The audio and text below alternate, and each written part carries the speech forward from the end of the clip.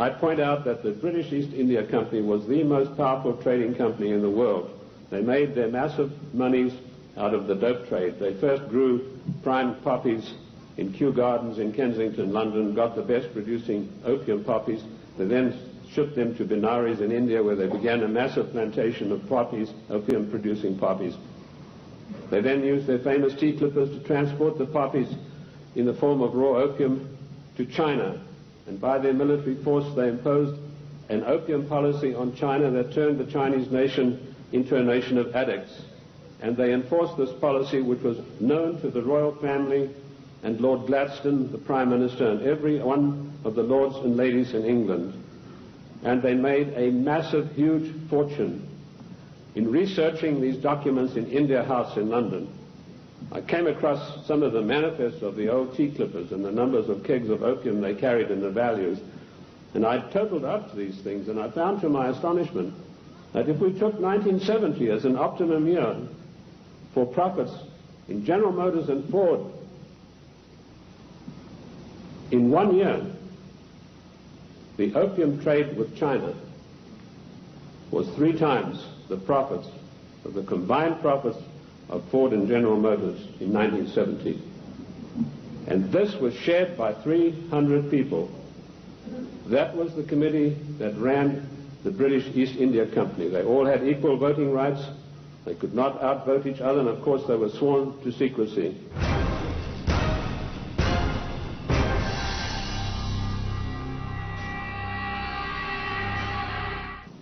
The descendants of the British East India Company today run the United States. And I will hope to prove my thesis as we go along. They also interfered in the development of the United States on every occasion.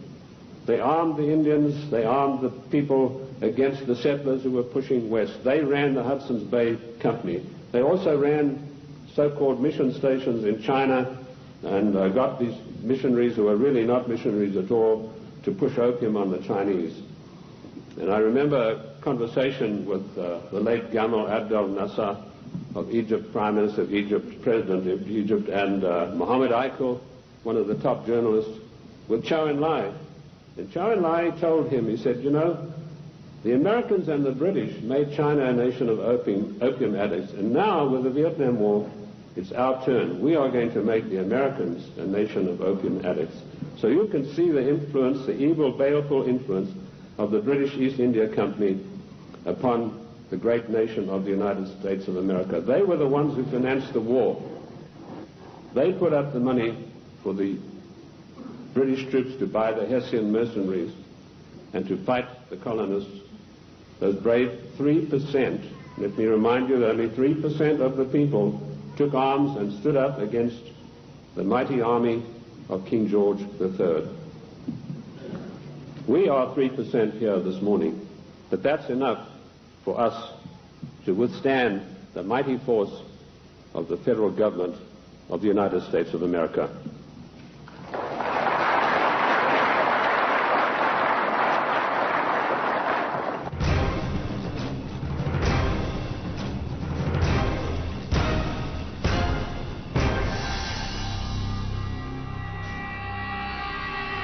These 300 men in the Committee of 300 still run the world today with an iron fist. Their wealth is untold, cannot be measured. I know, I looked at some of the records that I could find in Italy, in Rome. I've done most of my work on location, and this has always been invaluable to me. And I came across the families in Italy who were called the Fondi, meaning the people who had all the money. They were all members of the Committee of 300, the Lucatis, the Recanatis, the Volpi du Miseratis. These people are so wealthy that they would make David Rockefeller look like a piker.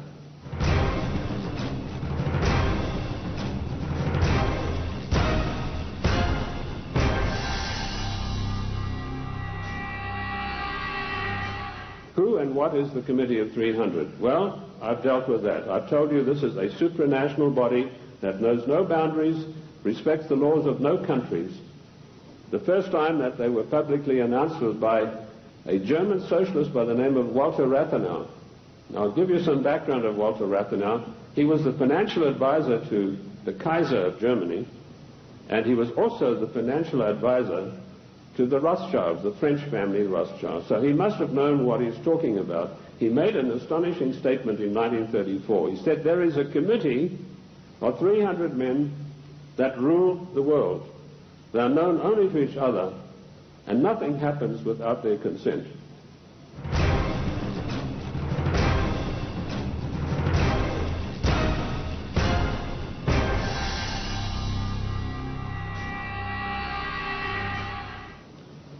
When former head of state Mikhail Gorbachev visited the United States a few years ago, flanked by George Bush and Quayle, he opened his Gorbachev Foundation in the United States. And he let slip, he said, this is being done with approval of the Committee of 300. CNN cameras were on him. They immediately switched. Now, I wrote to CNN and I said, could I have a transcript of this program, which they said was available. I never got a reply. I followed it up with letter after letter, but nothing ever came of it. The point I'm trying to make, ladies and gentlemen, is that the federal government, the secret upper-level parallel government that runs the United States, does not want you to know that you have an upper-level parallel government that calls the shots.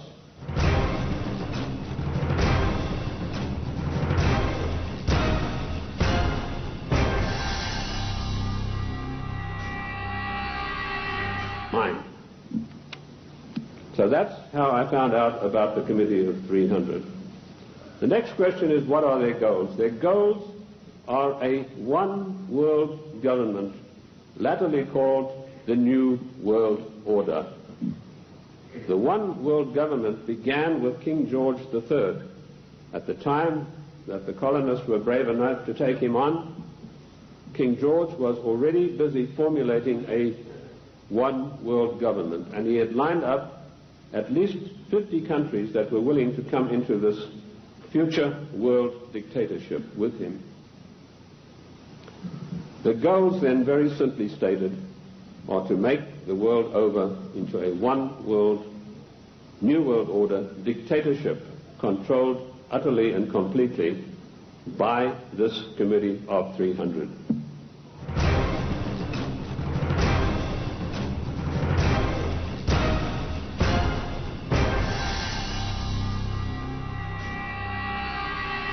How can they possibly carry out their goals? That's the next question that I'm often asked.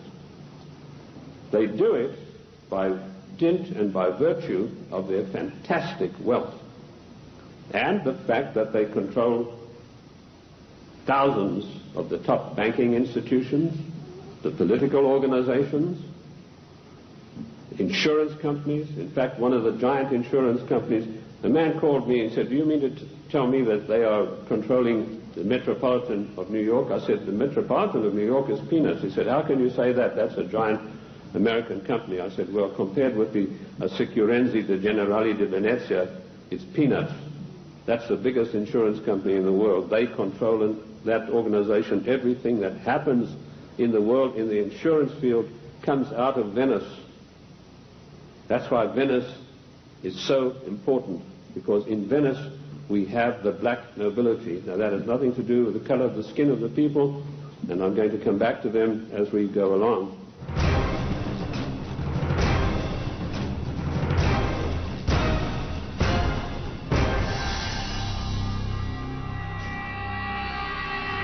So they carry out their goals through existing organizations. And also, of course, they have built up some special organizations of their own.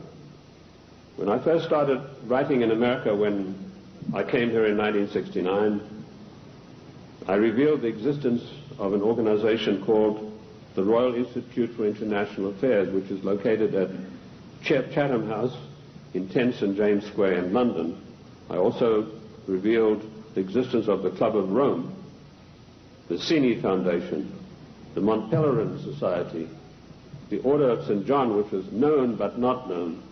And I listed all of these secret societies that run the world as executive arms of the Committee of 300. So it controls the world through all of these.